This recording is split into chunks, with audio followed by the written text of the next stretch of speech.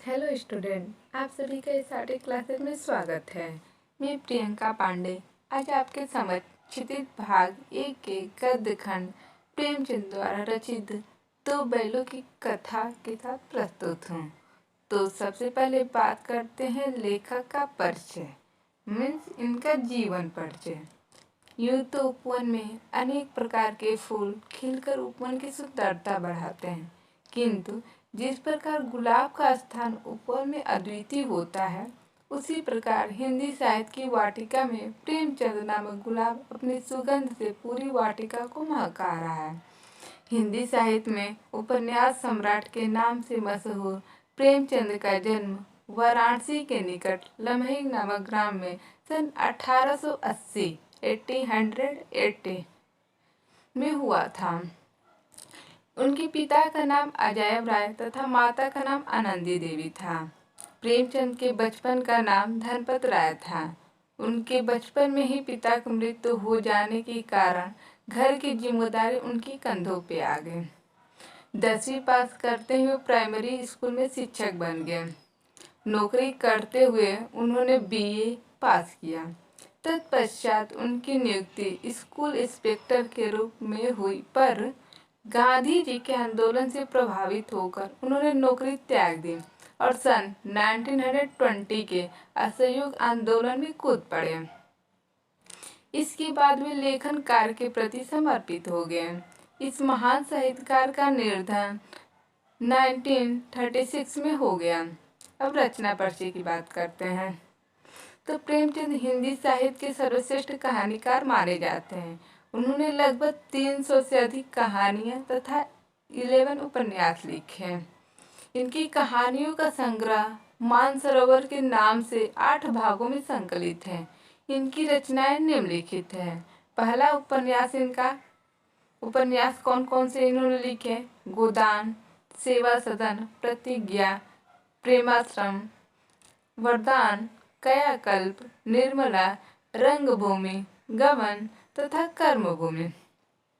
और इनकी कौन कौन सी कहानियां थी? तो कफन, नवनिधि, प्रेरणा, प्रेम प्रसून, प्रेम पचीसी, मनमोहक, समर यात्रा, सप्त सरोज, अग्नि समाधि, प्रेम गंगा और सप्त सुमन आदि। और इन्होंने जो नाटक लिखा तो करबला, प्रेम की वेदी, संग्राम और रूठी रानी। संपादन कार्य में हंस, जागरण, माधुरी आदि पत्रिकाओं का संपादन किया। और इनके निबंध थे जिनका नाम था कुछ विचार। और इनकी साहित्यिक विशेषता, तो प्रेमचंद ने राष्ट्रीय जागरण और समाज सुधारक को अपने लेखन का प्रमुख विषय बनाया। इनके लेखन में देश प्रेम एवं देशभक्ति का स्वर होने के कारण अंग्रेजों ने उनकी कृति सोजे वतन को जब्त कर लिया। उन्होंने दीनहीन किसानों, ग्रामीणों तथा शोषितों की दुर्दशा का चित्रण अपने लेखन में किया। उन्होंने किसानों की समस्या, ऋणग्रस्तता, अशिक्षा के अलावा समाज में व्याप्त बुराइयां, दहेज, नशाखोरी, शोषण, बेमेल तथा बहुविवाह, ऊंच नीच, छुआछूत आदि पर भी प्रभावशाली साहित्य सृजन किया। अब बात करते हैं इनकी भाषा शैली की। तो प्रेमचंद का साहित्य जनसाधारण का साहित्य है। उनके साहित्य की भाषा सरल, मुहावरेदार तथा व्यवहारिक शब्दों से युक्त है। उन्होंने लोक भाषा में साहित्य सृजन किया। उनके पात्रों की भाषा वातावरण तथा मनोदशा के अनुकूल है। वे बड़ी से बड़ी बात को भी सरल शब्दों और संक्षेप में कहने में सिद्धहस्त हैं। उन्होंने अरबी, फारसी, अंग्रेजी के प्रचलित शब्दों का अपने लेखन में प्रयोग किया। इससे भाषा सजीव, प्रभावमयी तथा व्यवहारिक बन गई। अब दो बैलों की कथा पाठ का सारांश हम पढ़ते हैं। तो दो बैलों की कथा की गणना प्रेमचंद की श्रेष्ठ कहानियों में से की जाती है। इस कहानी के माध्यम से लेखक ने कृषक, समाज और पशुओं के भावनात्मक संबंध का वर्णन किया है। उसके हीरा और मोती नामक दो बैल सीधे साधे भारतीयों के प्रतीक हैं। वे आजादी के लिए बार बार संघर्ष करते हैं और अंत में उसे पा ही लेते हैं। इस तरह परोक्ष रूप से कहानी आजादी के आंदोलन की भावना से भी जुड़ी है। जानवरों में गधे को सबसे बुद्धिहीन प्राणी माना जाता है। इसका कारण है उसका सीधापन और सहनशीलता। उसके ही गुण उसे ऋषि मुनियों की श्रेणी में ला देते हैं। मीन्स ये कहने का तात्पर्य है कि जो ऋषि मुनि होते हैं उनके गुण क्या होते हैं, एकदम सीधापन और सहनशीलता उनके अंदर होता है और वो गधे की भांति होती है। ऐसा नहीं कि वो बुद्धिहीन होते हैं। इसमें उसका ये कंपेयर किया गया है कि ऋषि मुनि सीधा और सहनशीलता वाले हैं। उसके लिए लाभ हानि सुख दुख सब कुछ बराबर है। सीधेपन और सहनशीलता के कारण भारतीयों को अफ्रीका और अमेरिका में असभ्य और बुद्धिहीन समझा जाता है। गधे से कुछ कम सीधा उसका भाई भी है, जिसे बैल के नाम से जाना जाता है, परंतु ये कभी कभी अड़कर अपना असंतोष प्रकट कर लेता है। इसका कारण इसका स्थान गधे से कुछ ऊपर होता है। झूरी काची के 2 बैल थे, जिसका नाम था हीरा और मोती। पछाई जाति के ये दोनों बैल ऊंचे ढील डोल वाले, देखने में सुंदर तथा काम में चौकस थे। अब पछाई जाति यहाँ पे दिया हुआ है, तो पछाई जाति क्या होता है, ये क्या होता है, जानवरों की एक जाति होती है, एक नस्ल होता है, उसी को पछाई कहा जाता है। दोनों में इतनी घनिष्ठता थी कि एक दूसरे के मन की बातों का अनुमान लगा लेते थे। वे साथ साथ रहते, खाते और विनोद के भाव में कभी भी सींग भी मिला लिया करते थे। वे एक दूसरे के काम का जोर अपने कंधे पर लेने की कोशिश करते। दिन भर काम करने के बाद शाम को एक दूसरे को सूंघकर एक साथ ही नाद में मुंह डालते और साथ ही मुंह उठाते थे। संयोग से एक बार झूरी ने दोनों बैलों को अपने ससुराल भेज दिया। बैलों ने समझा कि उन्हें बेच दिया गया है, यह उन्हें अच्छा न लगा। उन्हें ले जाने में झूरी के साले गया को बहुत परेशानी हुई। गया उन्हें आगे को खींचता तो वे पीछे को बल लगाते। गया के घर की नई जगह, नए लोग उन्हें अच्छे नहीं लग रहे थे। रात को जब सो गए तो दोनों ने एक दूसरे की ओर देखा और जोर लगाकर मजबूत पगहे को तोड़ लिए और प्रातःकाल तक वापस झूरी के पास आ गए। झूरी ने चरनी पर बैलों को देखा। चरनी होता है, चरनी मतलब जहाँ पर बैलों को बांधा जाता है, जहाँ पर भोजन उन लोग को दिया जाता है। दोनों के गले में गराव, गराव क्या होती है, पशु के गले में बांधी जाने वाली दोहरी रस्सी को गराव कहा जाता है। कीचड़ में सने पैर तथा आंखें विद्रोहमय स्नेह देखकर झूरी उसके गले लग गया। गांव के लड़कों ने उनका स्वागत किया और अपने अपने घरों से रोटियां, गुड़, चोकर, भूसी आदि लाकर दिया। बैलों की यूं भागकर जाने से झूरी की पत्नी नाराज हुई। उसने बैलों को खरी चूनी चोकर खिलाने से मना कर दिया। झूरी ने सूखे भूसे में नौकर से खली डालने के लिए कहा, पर झूरी की पत्नी के डर से नौकर ऐसा न कर सका। दूसरे दिन झूरी का साला गया बैलों को ले जाने फिर आया। इस बार उसने दोनों को गाड़ी में जोता और किसी तरह अपने घर ले गया। उसने मोटी मोटी रस्सियों में बांधा और उन्हें खाने को सूखा भूसा डाल दिया। बैलों ने अपना ऐसा अपमान कभी न देखा था, क्योंकि गया ने अपने बैलों को खरी चुनी सबको दिया था। गया ने अगले दिन उन्हें हल में जोता, पर बैलों ने कदम न बढ़ाए। उसने दोनों को पीटा और हीरा की नाक पर डंडे बरसाने लगा। ये देखो मोती गुस्से में आग बबूला हो गया, हल लेकर भागा, जिससे हल, रस्सी, जोत, जुआ सब टूट गए। दोनों के गले में बड़ी बड़ी रस्सियां न होती तो पकड़ में ही न आते। गया गांव के कुछ आदमियों के साथ दौड़ा आया। उनके हाथ में लाठियां थी। मोती ने उनका मुकाबला करना चाहा, पर हीरा ने शांत कराया। दोनों आदमियों ने हीरा मोती को पकड़ा और घर ले जाने लगे। रात के समय फिर उन्होंने सूखा भूसा डालकर घर के भोजन करने लगे।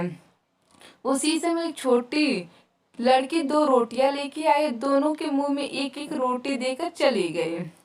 यह प्रतिदिन का नियम बन गया था। दोनों दिन भर जोतते जाते, डंडे खाते, शाम को थान पर बांध दिए जाते और रात को वही लड़की 2 रोटियां खिला जाती।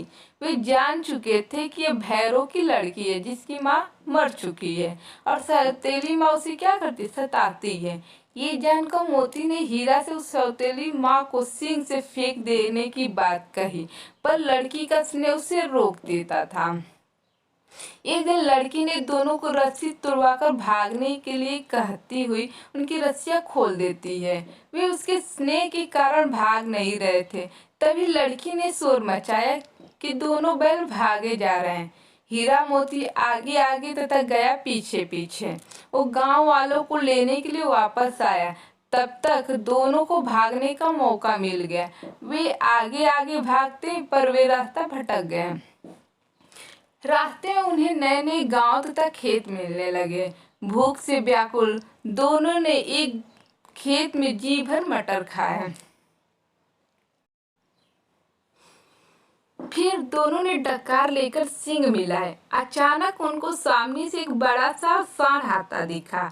उससे भिड़ने पर मरना तय है, ये सोचकर दोनों ने उससे बचना चाहते थे, पर कोई रास्ता भी न था। दोनों ने भागने को कायरता समझकर उस पर एक साथ चोट करने का निश्चय किया। उन्होंने तय किया कि एक ओर से एक के झपटने पर दूसरा उसके पेट में सींग घुसेड़ दे। सांड को दो दो से एक साथ लड़ने का अनुभव न था। जब उसने मोती पर हमला किया तो हीरा ने उसे रगेदा। जब हीरा का अंत करने के लिए वार किया तो मोती ने उसके पेट में सींग घुसेड़ दी। जब मोती पर झपटा तो हीरा ने भी ऐसा किया। सांड बेदम हो वहीं गिर पड़ा। तब उन्होंने उसे छोड़ दिया। आगे बढ़ने पर दोनों मटर के खेत में घुस गए।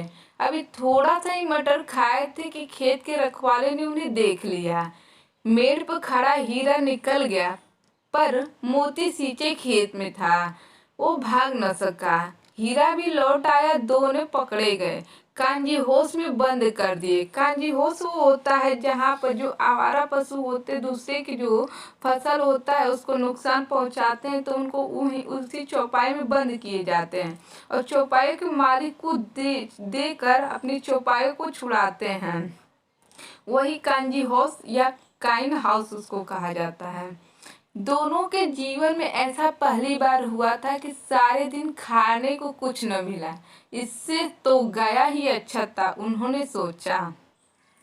यहाँ कई भैंसे, बकरियां, घोड़े थे, पर चारा तो किसी के सामने न था। सारा दिन दोनों ने चारे का इंतजार किया, पर कोई चारा लेकर न आया। उन्हें दीवार की मिट्टी चाटनी शुरू की, पर उससे क्या होता। दोनों वहां से निकलकर भागने की योजना बनाने लगे। बाड़े की कच्ची दीवार में हीरा ने चोट करके कुछ मिट्टी गिरा दी। उसी समय बाड़े का चौकीदार हाजिरी लेने आया। बाड़ा होता है पशुशाला जिसको कहा जाता है। उसने हीरा को ऐसा करते देख उसे कई डंडे मारे और मोटी रस्सी में बांध दिया। इतना होने पर भी दोनों ने दीवार गिराना जारी रखा। 2 घंटे बाद आधी दीवार गिर गई। यह देखकर पहले तीनों घोड़ियां, फिर बकरियां, बाद में भैंसे कांजी होश से भाग गई, पर गधे अभी वहीं खड़े थे। वे डर के मारे भागना नहीं चाहते थे। आधी रात तक गधे वहीं खड़े रहे और मोती हीरा की रस्सियां तोड़ने में लगा रहा। सफल न होता देख मोती ने सींग मारकर गद्धों को भी वहां से भगा दिया और हीरा के पास सो गया। अगले दिन दोनों को खूब मार पड़ी और मोटी रस्सी में बांध दिया गया। 1 सप्ताह तक दोनों बिना चारे के वहीं पड़े रहे। वे बहुत कमजोर हो चुके थे। एक दिन बाड़े के सामने डुग्गी बजने लगी और 50-60 आदमी वहां खड़े हो गए, एकत्र हो गए। दोनों को निकाला गया, पर ऐसे मृतक बैलों का कोई खरीदार न था। डुग्गी होता है चमड़े से मड़ा चौड़े मुख वाला बाजा होता है, उसी को डुग्गी बोला जाता है। अचानक एक डड़ियल में थोड़ा दाढ़ी वाला, जिसकी आंखें लाल तथा मुद्रा कठोर थी, आया और उसके कूल्हे में उंगली गोद कर देखने लगा। ये देखकर दोनों अंतर्ज्ञान से कांप उठे। अंतर्ज्ञान मीन्स होता है मन के ज्ञान, मन का ज्ञान जो होता है। नीलामी के बाद दोनों बैलों को खरीद लिया। डर के मारे हीरा मोती उसके साथ गिरते पड़ते भागने लगे, क्योंकि जरा सी चाल कम होते ही वो डंडा मार देता था। राह में गाय बैलों को हरे हरे खेत में चरता देखकर उन्हें अपने भाग्य पर रोना आ रहा था। सहसा हीरा मोती को रास्ता परिचित सा लगा, गया उसी रास्ते से उन्हें ले गया था। वही खेत, बाग और गांव उन्हें मिलने लगे। उनकी थकान और दुर्बलता गायब हो गई। उन्हें ऐसा खेत और कुआं पहचान में आ गया। अपना घर निकट देखकर दोनों तेजी से भागने लगे। अपने थान पे जाकर ही रुके। उन्हें यूं आया देख झूरी ने बारी बारी से उन्हें गले लगा लिया। अब तक डड़ियल ने आकर उनकी रस्सियां पकड़ ली। यह देखकर झूरी ने कहा, ये तो मेरे बैल हैं। इस पर डड़ियल ने कहा, तुम्हारे बैल कैसे हैं? मैं इसे मवेशी खाने से नीलाम लिए आता हूँ। यह कहकर जबरदस्ती उन्हें ले जाने की कोशिश करने लगा। उसी समय मोती ने सींग चलाया। डड़ियल डर के मारे भागने लगा। ये देखकर मोती डड़ियल के पीछे भागने लगा और उसे गांव के बाहर खदेड़ दिया। अंत में हार कर डड़ियल चला गया। थोड़ी देर में झूरी ने नादों में खरी चुनी चोकर और दाना भर दिया, जिसे खाने में दोनों मस्त हो गए। गांव में उत्साह छा गया। मालकिन ने भी दोनों के माथे चूम लिए। ये थी दो बैलों की कथा का पाठ का सलान था। ये कहानी यहीं पर खत्म हुई। तो बच्चों, इस कहानी से हमें क्या शिक्षा मिलती है? तो देखिए, ये दो बैलों की जो कथा थी, ये शिक्षापद कहानी है। इसमें मुख्य नायक हीरा और मोती नाम के दो बैल हैं। इस कहानी के लेखक मुंशी प्रेमचंद है।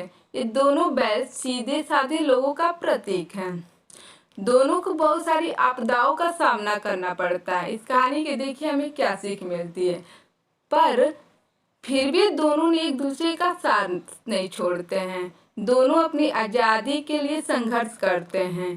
कई सारे नैतिक मूल्यों का भी ध्यान रखते हैं और अंत में दोनों अपने घर लौट जाते हैं। इससे हमें शिक्षा मिलती है कि कभी भी हार नहीं माननी चाहिए और हमेशा संघर्ष करना चाहिए। तो डियर स्टूडेंट, आपको ये वीडियो कैसा लगा? प्लीज लाइक और कमेंट करके बताएं। Thank you. मिलते हैं नेक्स्ट वीडियो।